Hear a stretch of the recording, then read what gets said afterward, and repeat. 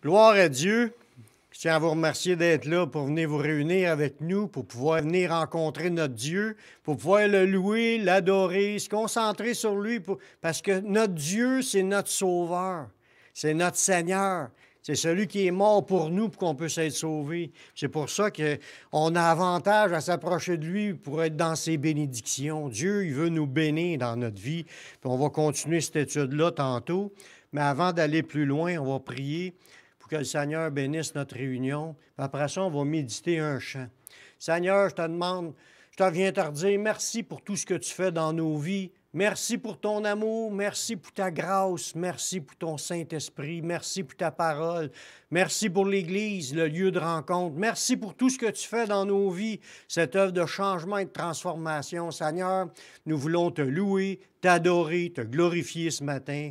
On veut t'offrir toute cette réunion afin que tu nous changes, tu nous transformes, tu nous délivres, tu nous guéris, tu nous relèves, tu nous fortifies. Merci Seigneur de ce que tu vas faire. On remet cette réunion entre tes mains dans le nom de ton Fils Jésus-Christ. Amen. On va y aller avec un chant que j'encourage à le méditer. Clique 2 fois dessus. Chant. Il n'est pas chanché, c'est le chant.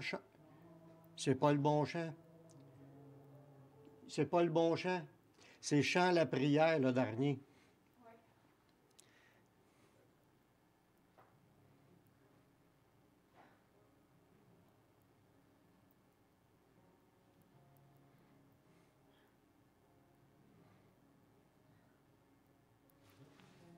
Monte le volume un petit peu.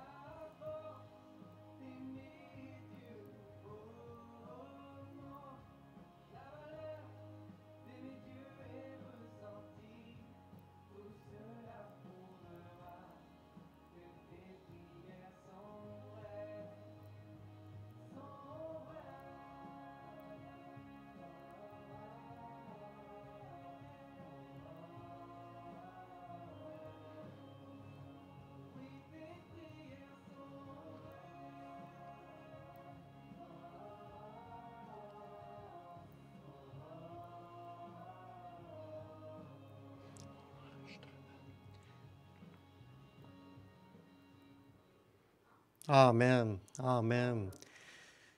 Quel beau chant qui nous parle de la prière, mais d'avoir des prières qui sont vraies. Parce qu'on s'exprime devant Dieu des fois, comme ça dit dans le chant, on imite les autres ou on fait des répétitions. Soit parce qu'on ne sait pas quoi dire à Dieu, pourtant, c'est juste de s'approcher devant Dieu puis de lui parler.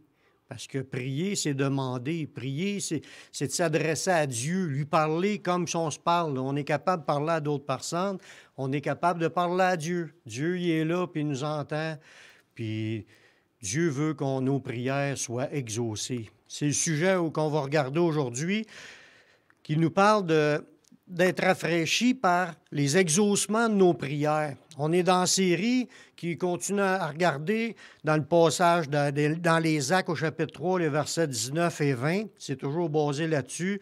Que le Seigneur, lui, dans un sens, il veut nous conduire, il veut nous restaurer, puis il veut nous conduire près des eaux paisibles, puis restaurer notre âme. Comme on est basé sur le passage dans Actes au chapitre 3, les versets 19 et 20, qui nous dit que c'est un appel de se repentir, de se convertir pour que vos péchés soient effacés, afin que des temps de rafraîchissement viennent de la part du Seigneur. Afin que des temps de rafraîchissement viennent de la part du Seigneur. Ça veut dire que quand on se tourne vers le Seigneur, quand on accepte Jésus, puis qu'on s'engage à le suivre, on veut marcher dans ses voies, mais Dieu nous promet des temps de rafraîchissement. Puis ça, c'est les bénédictions de Dieu qui vont tomber sur nous pour nous restaurer, nous bénir. Comme qu'on a vu aussi, il nous conduit près des eaux paisibles, il restaure mon âme. C'est ça que Dieu veut faire, que ses enfants se sentent bénis. Je ne dis pas que tout ce qui nous arrive va nous bénir. Des fois, c'est des temps difficiles qu'on vit, mais comme qu'on va voir aujourd'hui, en se tournant dans la prière. C'est ça qui fait que Dieu va nous répondre, puis qu'on va se sentir béni malgré que ça va mal. C'est ça qu'il faut arriver à comprendre, que Dieu veut nous bénir dans toutes les sphères de notre vie, en autant qu'on y amène toute notre vie. L'accès dans la présence de Dieu, puis ses bénédictions par la prière, nous est donné comme une grâce par Dieu. C'est Dieu qui nous donne une grâce. Une grâce, c'est un cadeau. C'est quelque chose qu'on ne mérite pas. Ça veut dire que Dieu nous donne ce qu'on ne mérite pas. Il nous a donné cet accès-là à s'approcher de lui parce qu'on ne le mérite pas, mais pas parce qu'on ne le mérite pas, mais on ne le mérite pas. Puis, il nous donne l'accès à venir lui demander des choses pour obtenir sa miséricorde, obtenir son pardon, obtenir nos réponses pour être secourus dans nos besoins. On s'approche de Dieu pour recevoir de Dieu ses bénédictions. Puis ça, c'est une grâce. Puis c'est un appel en même temps, parce que dans ce passage-là, dans Hébreux 4, le verset 16, ça nous dit « Approchons-nous donc ». C'est un appel. Dieu nous invite à aller à lui, à s'approcher de lui avec assurance. Il veut qu'on arrête de douter. Dieu veut exaucer nos prières. Dieu nous dit, approchez-vous. Puis il dit, avec assurance du trône de la grâce. Son trône à Dieu, c'est des cadeaux qu'il veut donner. Il dit, approche-toi de son trône de cadeaux afin d'obtenir miséricorde, de trouver grâce pour être secouru dans nos besoins. Dieu veut répondre aux besoins. Puis quand il y a de quoi de plus beau que quand ça va mal dans ta vie, puis tu as des grandes difficultés, tu es présente à Dieu, puis Dieu t'exauce, puis te délivre de tes problèmes. Il arrange, puis te donne des solutions. Il trouve des portes, il pourvoit. C'est des bénédictions, puis ça fait du bien. Ça fait partie du rafraîchissement que Dieu veut faire en nous. Il veut nous rafraîchir par des exaucements à nos prières. Chaque fois qu'on fait face à des difficultés, on devra recourir à Dieu en prière. Chaque fois que ça va mal. Mais c'est sûr que quand ça va bien, on ne demandera pas de nous sortir des problèmes parce que ça va bien, mais on peut dire des remerciements, des actions de grâce, on peut le louer pour tout ce qu'il fait. Mais quand ça va mal, souvent on est porté à regarder si on a l'argent dans le compte ou On regarde les moyens humains, si on peut emprunter, si on peut faire des choses avec nos manières de voir, on regarde les choses qu'on peut faire par nos yeux humains, puis on cherche à s'en sortir par nos yeux humains, puis on n'a même pas parlé à Dieu. Dieu veut qu'on apprenne à, en premier, parle-en à Dieu de ton problème, puis tu vas voir, les choses vont se mettre en place. Dieu va pourvoir, mais il faut aller à lui en premier. Chaque fois que ça va mal, on devra se tourner vers Dieu puis lui demander de nous aider. La Bible elle nous dit dans 1 Timothée, chapitre 2, non, dans Jacques 5, 13, excusez, il dit « Quelqu'un parmi vous est-il dans souffrance? Qu'il prie. » Y a-t-il une réponse plus facile que cela? Tu es dans souffrance, ça va mal, tu as des problèmes, tu as des difficultés, tu as des paiements à faire, n'importe quoi, tu souffres dans ton corps, tu as des souffrances parce qu'il y a d'autres personnes qui te persécutent, n'importe quelle raison. Tu es dans souffrance, prie, demande à Dieu. Dieu nous a déjà invités, puis pas juste un passage, à s'approcher de lui, puis à lui demander de l'aide, puis il va le faire. Mais il faut le faire, par exemple. Parce que si soit qu'on ne croit pas, puis on ne s'attend pas sur Dieu, on n'a pas mis notre confiance en Dieu. Tu sais, comme dans le psaume 91, au début de la pandémie, on en a parlé de trouver en Dieu notre refuge, de faire de l'Éternel nos délices, ou faire de l'Éternel notre refuge, puis on se met sur ses ailes, etc. On y fait confiance. Tout ça, c'est beau en théorie. Mais quand ça va mal, est-ce qu'on s'adresse à Dieu pour y demander? Parce que Dieu veut agir dans nos vies, mais il attend qu'on lui demande. Des fois, il peut faire des affaires sans qu'on le demande, mais il attend qu'on lui demande. Pourquoi? Parce qu'il veut qu'on apprenne à se confier en lui, à lui faire confiance. Se confier, ça veut dire lui faire confiance. Le premier recours qu'on a quand ça va mal, pensons à Dieu en premier. T'as mal, pense à Dieu, demande à Dieu. Si on prend 2 pilules et on ne pense pas à Dieu, bien, on passe à côté d'apprendre à faire confiance.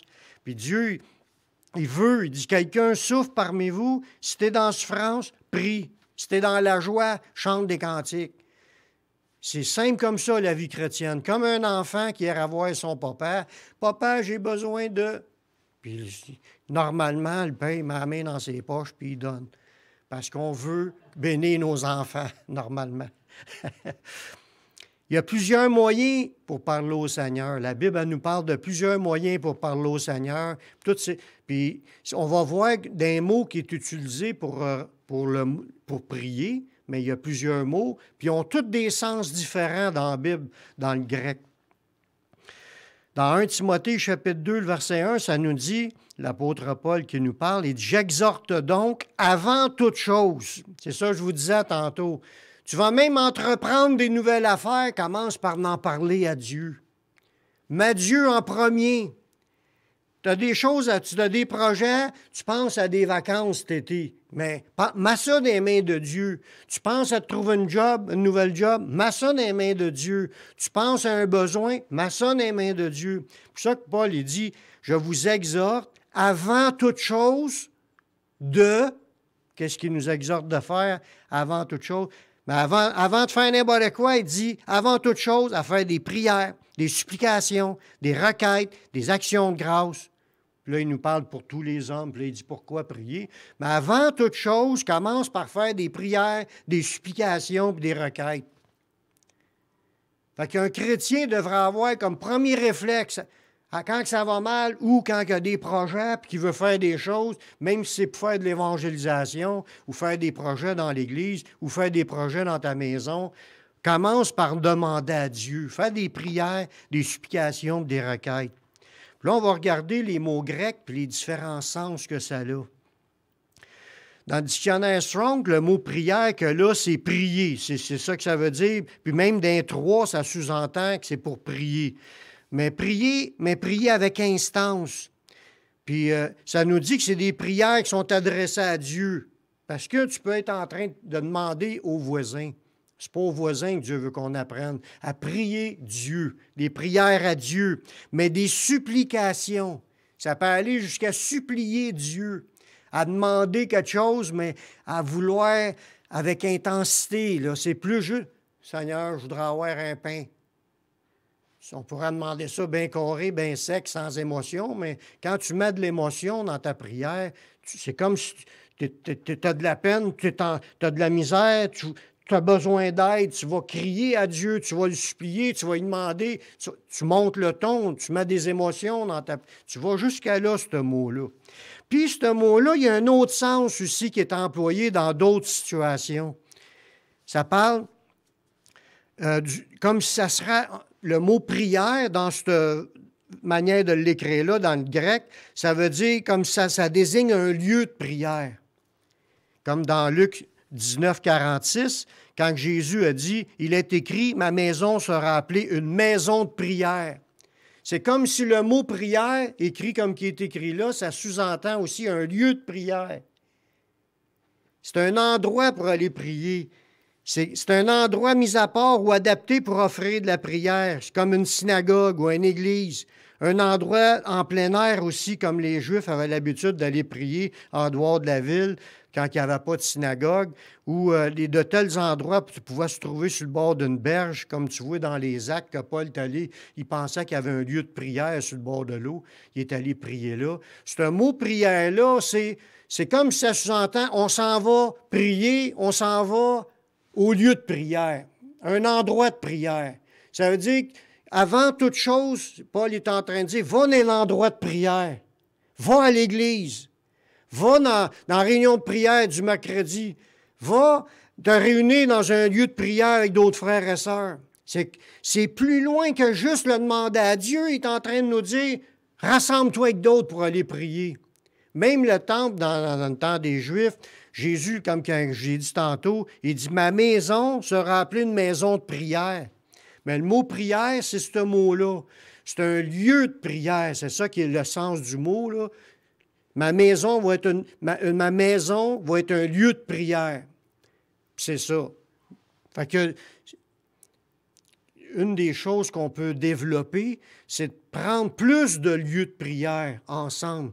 Quand arrivent des situations difficiles, on veut prier, mettons, pour quelqu'un qui est malade, on va se réunir avec d'autres frères et sœurs ensemble. Ça peut être un lieu comme un endroit qui est toujours là, comme à l'église, c'est un lieu de prière, mais ça peut être un moment organisé dans la semaine d'intercession, de prière ensemble, comme sur Internet, par Zoom ou par Messenger. On se réunit ensemble pour prier, ça devient comme qu'il nous dit dans ce passage-là, dans Timothée, qu'avant toute chose, va dans un lieu de prière. C'est ça qu'il est en train de dire. Le deuxième mot dans cette phrase-là, il dit à faire des prières, à faire des supplications. Le mot supplication, là, dans le grec, dans le dictionnaire Strong, ça nous dit prier, supplier, dans le sens de faire une pétition. C'est comme si on présente nos besoins, puis, mettons, s'il arrive des imprévus, on est privé de certaines choses, des pénuries. On va rechercher, on va demander, on va supplier. C'est en faisant comme tout le monde s'unit pour demander la même affaire. Comme une pétition. Tout le monde dit Amen. C'est ça qu'est le sens de ce mot-là. Parce qu'en français, c'est marqué supplication, puis nous, on est porté à dire de supplier Dieu. Mais c'est dans le premier mot de prière qui veut dire ça, supplier. Celui-là avec veut le dire, mais c'est plus dans le sens de pétition ensemble. Fait que quand on s'unit, comme que Jésus a dit, 2 ou 3 qui s'accordent pour demander une chose, elle leur sera accordée, c'est ça le sens. Que Dieu aime ça, qu'on se réunisse en groupe pour prier. Fait que si le premier mot de cette phrase-là, avant toute chose, réunissez-vous d'un lieu de prière, mettez-vous en groupe pour supplier Dieu. C'est ça, puis pour faire comme une pétition à Dieu. On se met ensemble, c'est pas de faire la grève avec des pancartes dehors, c'est pas ça qui est le but, mais le but, c'est de s'associer dans la même pensée pour demander les choses. Le troisième point, il nous dit des requêtes.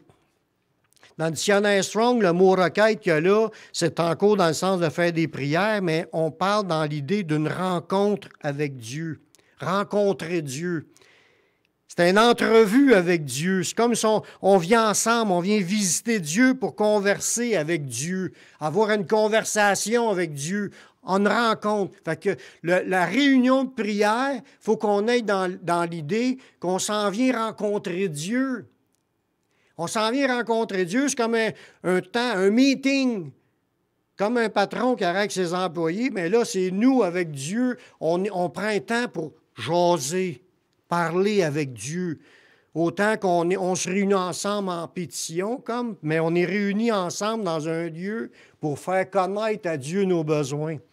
C'est comme si dans ces versets-là, ils mettent beaucoup l'accent sur ensemble pour demander, s'unir avec d'autres pour demander.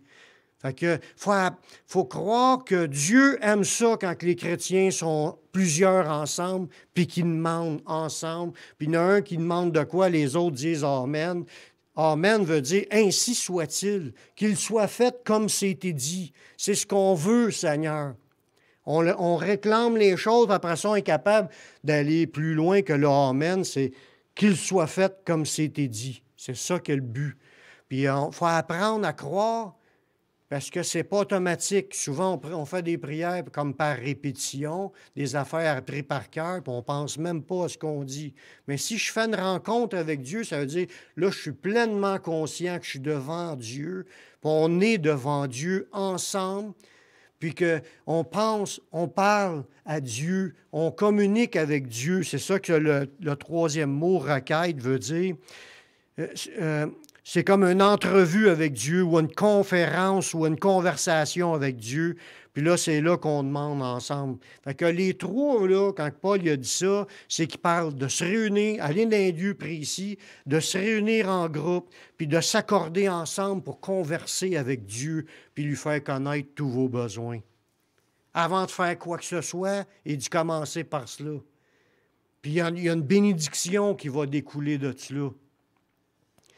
Nous sommes invités à prier en tout lieu, parce qu'il n'y a pas réellement... Oui, on peut dire qu'on peut prier à l'Église, oui, mais quand tu es chez vous aussi, tu peux prier. Il y a d'autres versets qui vont dire « Entre dans ta chambre, ferme ta porte, prie ton Père. » Tu peux être seul, là.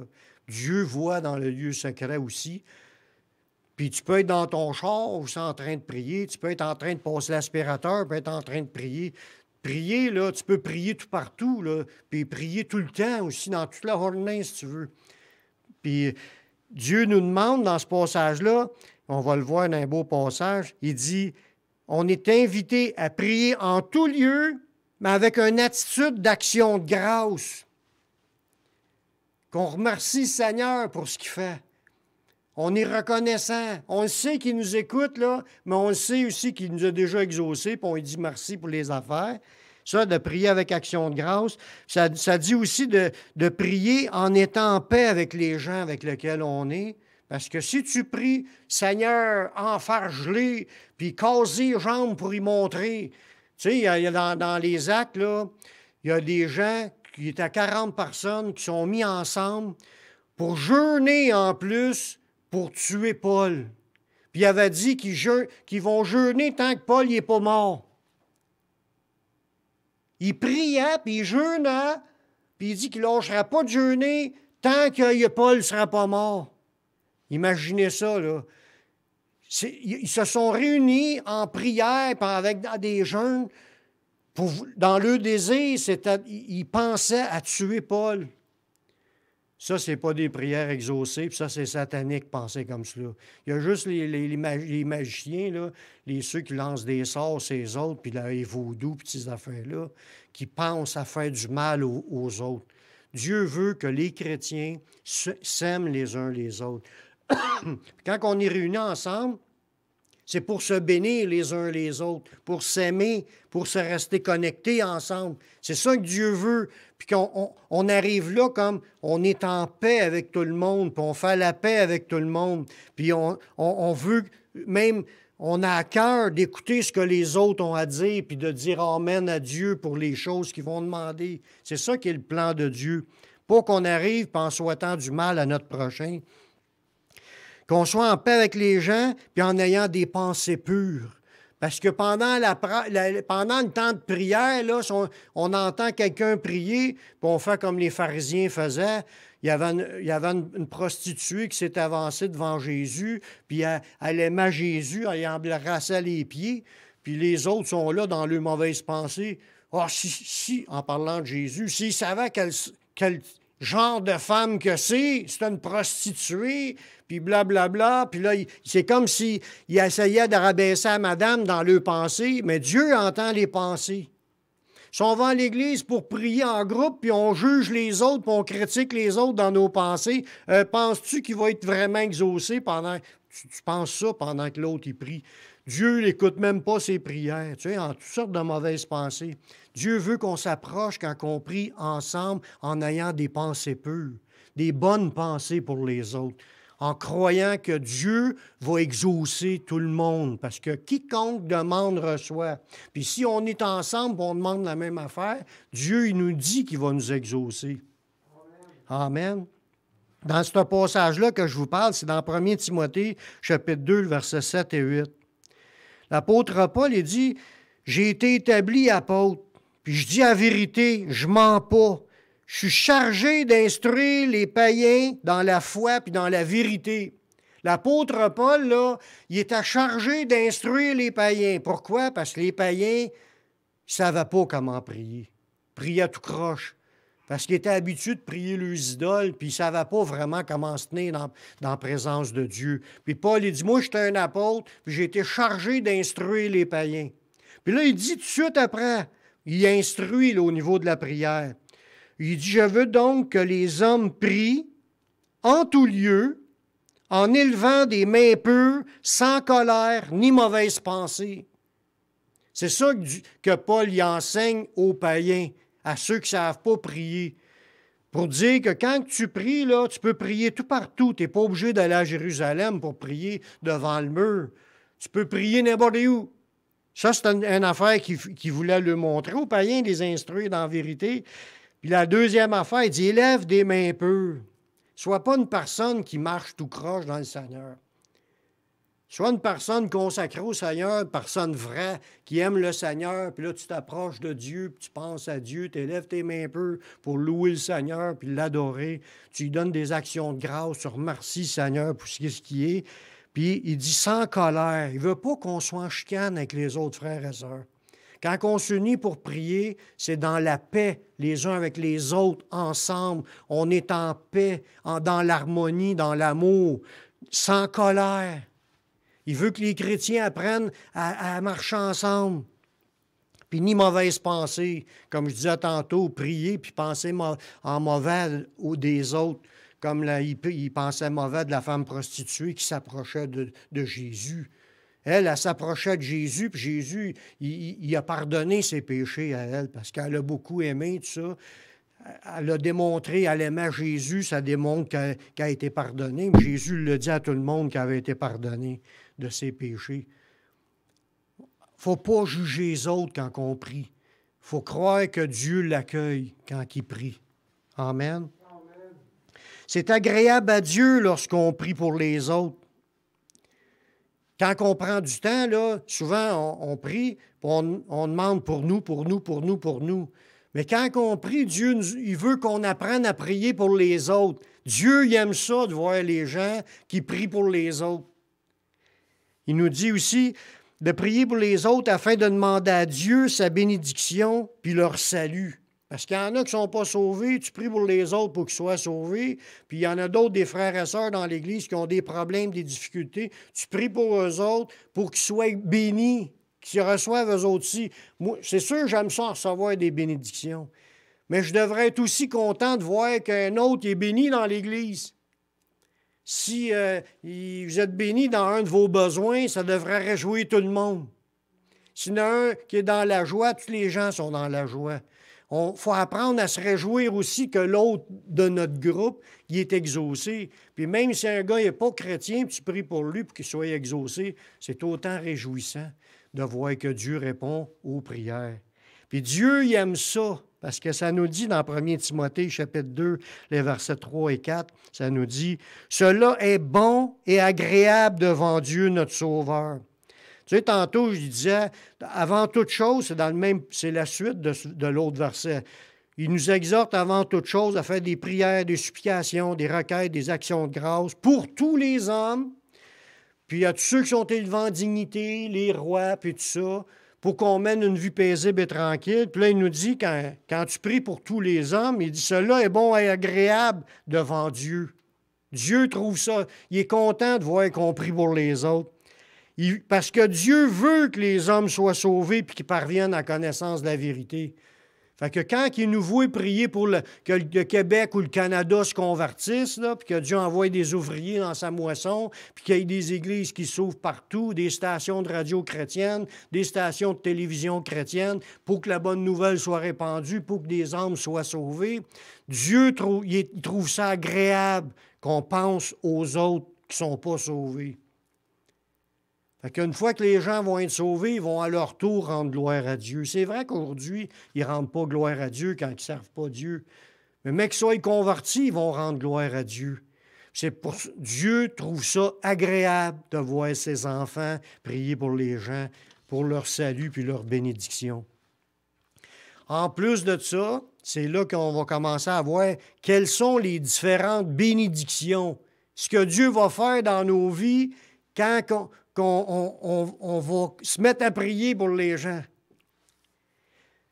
On commence dans Isaïe 56, le verset 7. Ça va nous dire que Dieu veut nous donner de la réjouissance dans le cœur lorsqu'on prie dans sa maison.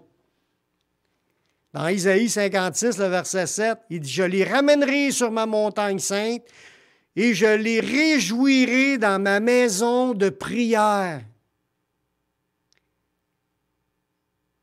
Dieu dit, je vais les ramener, puis il dit, je vais les réjouir dans ma maison de prière. C'est pour ça que David dit, je suis dans la joie quand on me dit, allons à la maison de l'Éternel. Il y avait de la joie de savoir qu'il s'en allait à la maison de prière.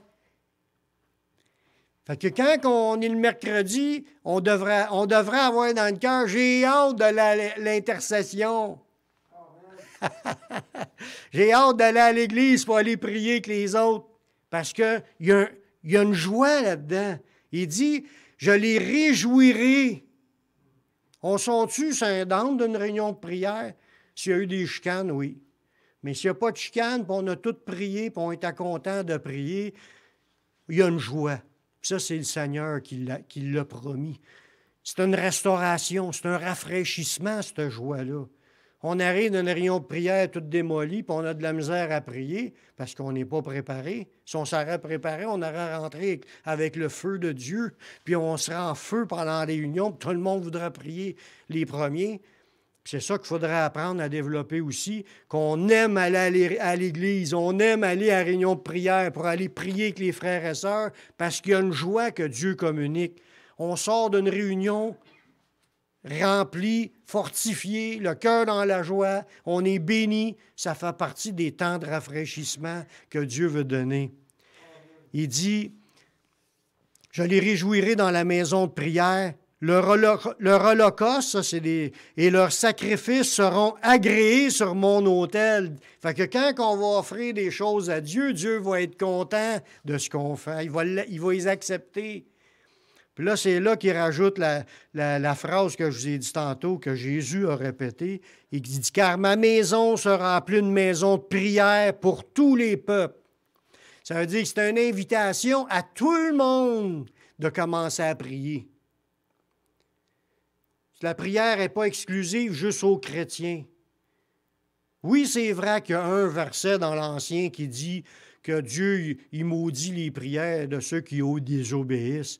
Il y a un verset, mais ça, c'est dans l'extrémité, quand la personne est vraiment endurcie, puis qu'elle ne veut pas rien savoir de Dieu, puis que là, Dieu n'écoute pas. Mais quand une personne cherche, puis elle s'approche de Dieu, même les enfants qui s'en venaient vers Jésus, Jésus dit « Laissez-les venir à moi ». Jésus ne veut pas empêcher personne d'aller à lui. Si les personnes, ils veulent chercher Dieu, puis ils veulent se tourner vers Dieu, il va les accueillir. Même si les gens ne sont pas chrétiens, peuvent prier. Puis Dieu dit, quiconque demande reçoit. Il faut se répéter ça Parce qu'on prie pour eux pour qu'ils commencent à prier. Il faut qu'ils commencent à quelque part.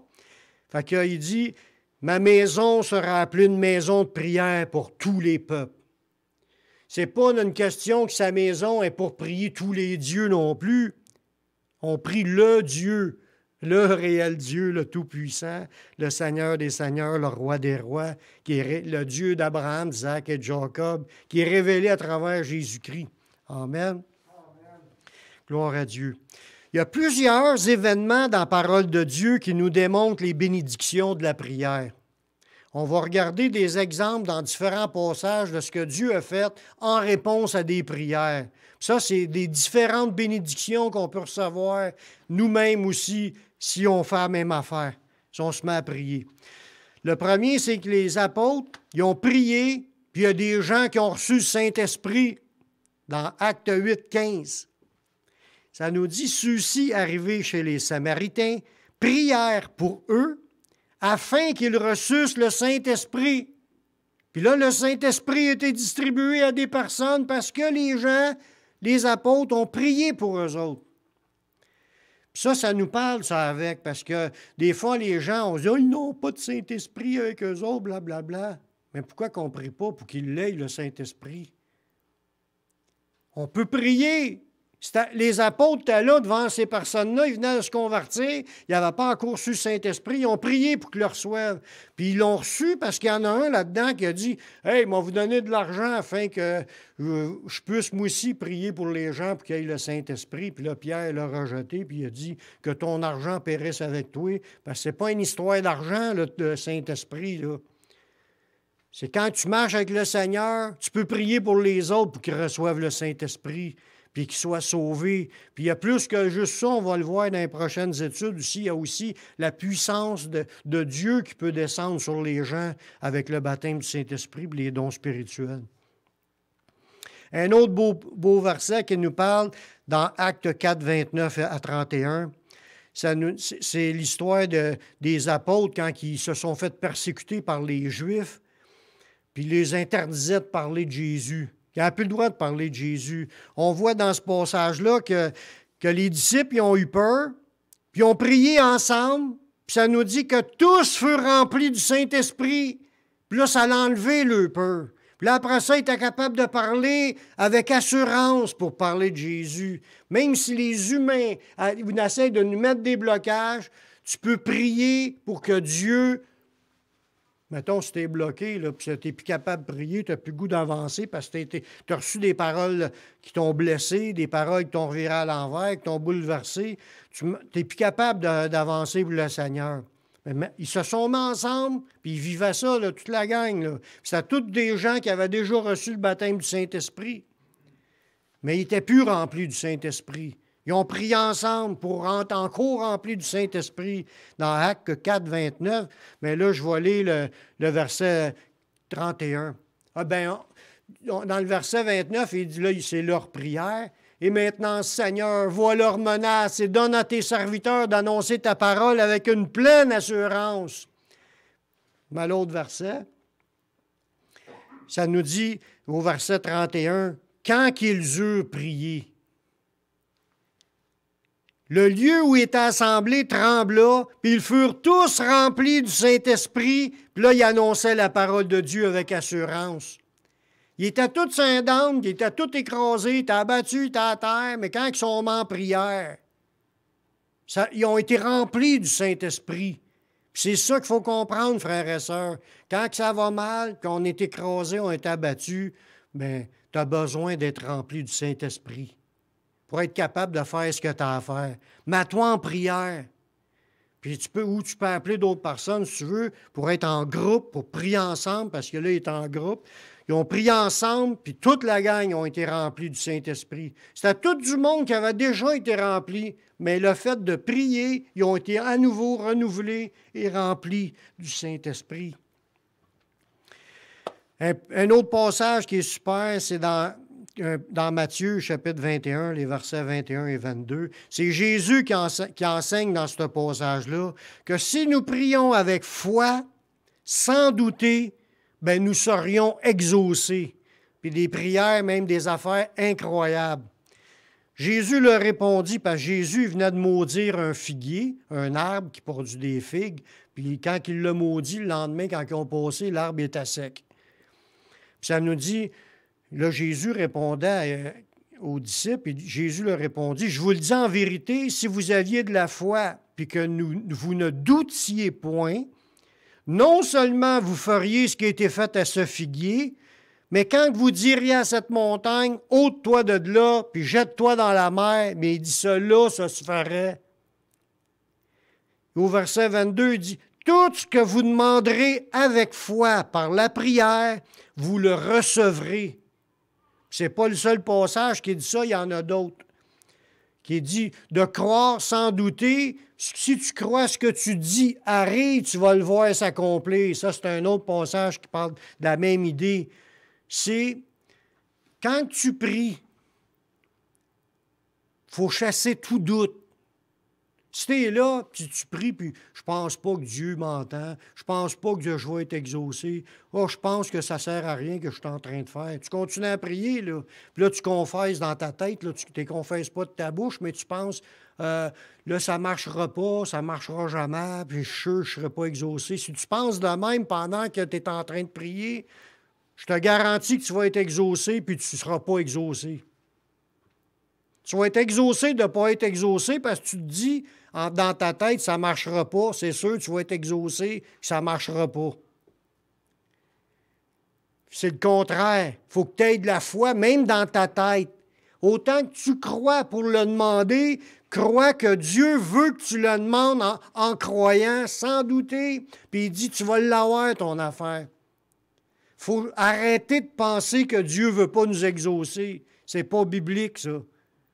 Dieu veut nous exaucer. Si tu viens de faire un péché, puis tu manques de confiance, demande pardon en premier pour ton péché, puis après ça, commence à demander par la foi. Première chose que tu vas demander quand tu as fait un péché, là, tu vas dire, Seigneur, pardonne-moi de mes péchés, puis tu vas y croire que Dieu te pardonne. Parce que si tu ne crois pas qu'il te pardonne, tu es encore dans le doute, même si ta première parole de demander pardon, puis tu es encore dans le doute, tu ne seras pas pardonné. Il faut que tu le crois que le sang de Jésus nous purifie de toute iniquité.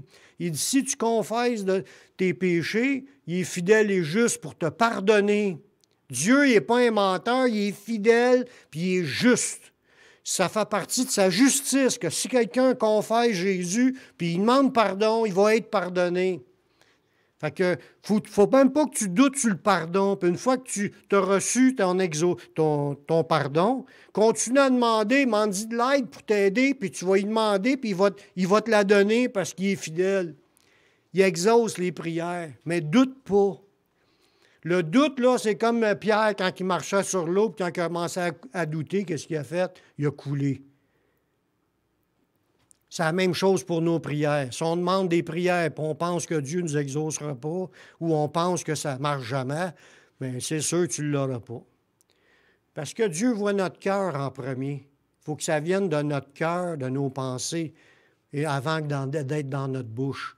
Fait qu'on est mieux, là, si on a un doute de sa prière, de s'arrêter, de chasser le doute, puis après ça, de recommencer ta prière avec sans doute. Croire que Dieu n'est pas menteur, puis que Dieu veut exaucer. Puis si tu n'y arrives pas, demande à Dieu qui t'aide, puis crois qu'il va t'aider, puis tu vas finir, tes doutes vont disparaître. Mais à cause des versets comme cela, ça augmente notre foi. Ça augmente notre foi puis notre désir de vouloir prier. Parce qu'on sait que Dieu, il a promis qu'il va être là pour nous exaucer. Un autre beau passage dans Jacques, au chapitre 5, le verset 17, ça nous parle d'Élie.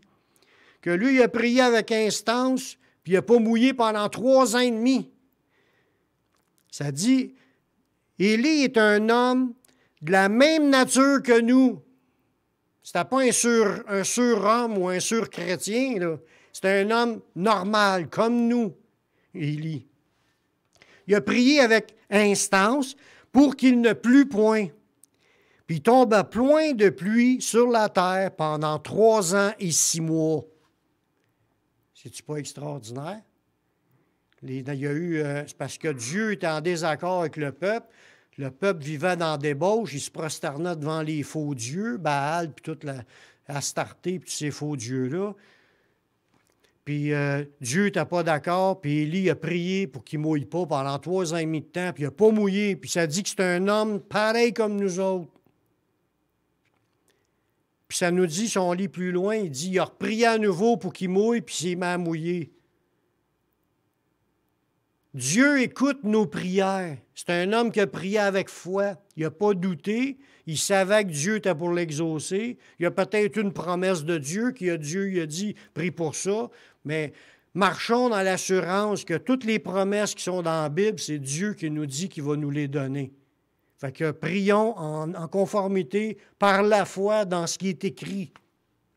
Amen. Un autre beau passage qui nous parle de bénédiction de Dieu qui est descendu après la prière, c'est Paul et Silas. Eux autres qui ont vécu des moments difficiles se sont ramassés en prison, puis ont été battus de verge, tous. Ils sont ramassés en prison parce qu'ils parlaient de Jésus. Puis pendant qu'ils étaient en prison, mais Dieu, à cause de la prière, là, puis de la louange, mais Dieu, il a ouvert les portes de la prison, puis il a brisé toutes leurs chaînes, puis leurs liens, pour qu'ils soient libres. C'est-tu pas extraordinaire? Dans Acte 16, les versets 25 à 26, ça nous dit, « Vers le milieu de la nuit, Paul et Silas priaient et chantaient les louanges de Dieu, et les prisonniers les entendaient. » Il était à minuit, là. Il était en prison. Il venait d'être battu de verge, puis il avait le dos en sang. Puis là, il chantait, puis il priait. Puis tout le monde les entendait. Au verset 26, ça dit « Tout à coup, il y a eu un grand tremblement de terre, en sorte que les fondements de la prison furent ébranlés. Au même instant, toutes les portes s'ouvrirent, puis les liens de tous les prisonniers furent rompus. » Ça, c'est la puissance de Dieu. Ils ont prié, ils ont loué le Seigneur malgré le combat qu'ils étaient en train de vivre. S'il y a bien de quoi que ça ne devait pas leur tenter de prier, c'est bien à ce moment-là, quand tu viens de manger une volée, là, ça te tente-tu de prier? Mais eux autres, oui. Ils étaient dans tout lieu. Le lieu, c'était la prison. Puis ils ont prié en tout temps, même à minuit le soir. Fait qu'ils ont prié, ils ont loué le Seigneur, puis ils n'étaient pas gênés de le faire devant tout le monde. Il y a eu un tremblement de terre, les portes sont ouvertes, les liens de tous les prisonniers se sont détachés. Puis en plus de ça, il y a eu des gens qui ont été sauvés, qui ont accepté Jésus. Le geôlier s'est converti au Seigneur, en plus. Fait qu'on voit que Dieu, il n'y a pas de limite. Il y a d'autres moments, suite aux prières, il a envoyé un ange libérer Pierre qui était en prison. Puis pendant que Pierre était là, qui attendait, tout le monde priait pour lui. Il y a un ange qui est venu ouvrir les portes, puis Pierre est sorti de la prison. Des moments de même, c'est des moments grandioses que Dieu est capable de faire. Il est capable de le faire encore aujourd'hui comme bénédiction de la prière. Jacques nous dit que par la prière de la foi, les malades seront guéris et relevés. Dans Jacques 5, les versets 14 à 15. Quelqu'un parmi vous est-il malade? Qu'il appelle les anciens de l'Église. Et les anciens prient pour lui en loignant d'huile, au nom du Seigneur. La prière de la foi sauvera le malade et le Seigneur le relèvera, le malade. Puis s'il a commis des péchés, ils lui seront pardonnés. Ça veut dire que la prière de la foi peut faire en sorte que Dieu pardonne quelqu'un, puis que Dieu guérisse la personne, puis que Dieu la relève. Amen. Mais il faut avoir la foi. Il faut que les gens, ils disent, t'es malade, va voir les anciens, puis demande de la prière pour toi. C'est ça que ça dit dans ce verset-là. C'est la personne qui doit demander de la prière. D'aller voir les anciens, c'est le pasteur, les anciens, ça peut être des anciens qui sont là, qui sont nommés anciens dans l'Église, sont fermes dans le Seigneur, puis ils croient qu'avec l'onction d'huile, la prière de la foi, on croit que Dieu nous demande de prier, puis que Dieu entend nos prières, on ne doute pas, puis on prie, puis on s'attend à une guérison. Amen. On s'attend à ce que le Seigneur le pardonne, puis le Seigneur les relève. On ne pensera pas, d'un coup, qu'ils ont des péchés, puis qu'on ne sait pas c'est quoi le péché. Non, l'histoire du péché, il dit que si tu pries, il va leur pardonner. Comme que le paralytique est sorti, il est descendu par l'ouverture du toit devant Jésus. Puis ça dit, tes péchés sont pardonnés. C'est ça que Jésus il a dit. Le gars, il n'a pas demandé pardon, mais à cause des autres qui l'ont présenté à Jésus, puis là, il dit, Jésus s'est expliqué après, c'est quoi qui est le plus facile à dire? À dire tes péchés sont pardonnés ou à dire lève-toi et marche? Afin que vous sachiez que Jésus a le pouvoir sur la terre de pardonner les péchés. Il dit, lève-toi, dit-il au paralytique, prends ton lit, puis viens-t'en. Puis il s'est levé, puis il a été guéri, puis il a été pardonné en plus. Amen. Il faut s'attendre que quand on prie Dieu, mais Dieu y entend, puis Dieu pardonne, puis Dieu guérit encore aujourd'hui. Ça fait partie des bénédictions, des temps de rafraîchissement que Dieu peut donner par la prière. Un autre beau, super passage, c'est dans Acte 9, 40, lorsque Pierre il a prié pour une personne qui était morte, puis elle a été ressuscitée. Dans Acte 9, 40, Pierre fit sortir tout le monde, il se mit à genoux et pria. La personne était morte devant lui.